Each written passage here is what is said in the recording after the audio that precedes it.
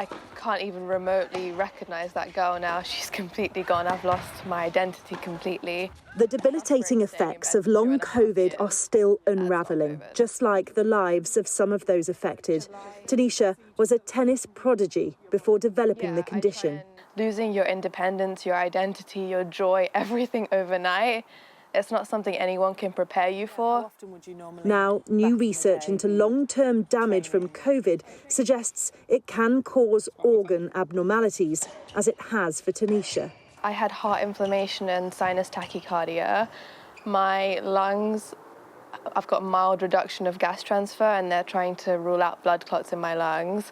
My liver, some enzymes went a little bit haywire and they think it might be liver inflammation. My uterus is also inflamed. My brain, they said, is working below capacity, and that's not how I was before. Like, this is just all stemming from long COVID.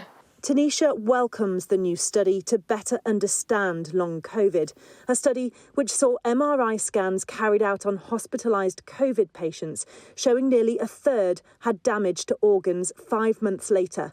Lung injuries were almost 14 times higher than in people who had not had the virus. Abnormalities in the brain were 3 times higher, and kidneys 2 times higher. You can see that there are these white intensities in the white matter of the brain of this person who was previously hospitalized with COVID-19.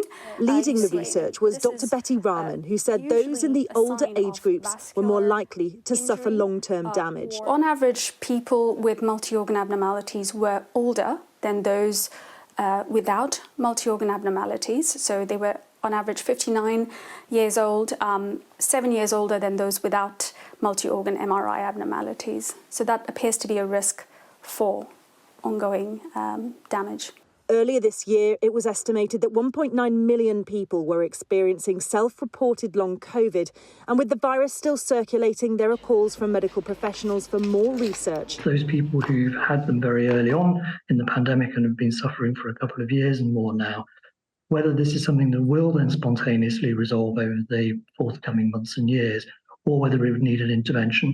The fact that we're seeing people with persistence of symptoms 2 years and longer suggests to me that there would need to be an intervention. One limit was that researchers couldn't be sure some organ damage didn't predate COVID, but it offers more insight into what has become for many a life-debilitating condition. Adele Robinson, Sky News.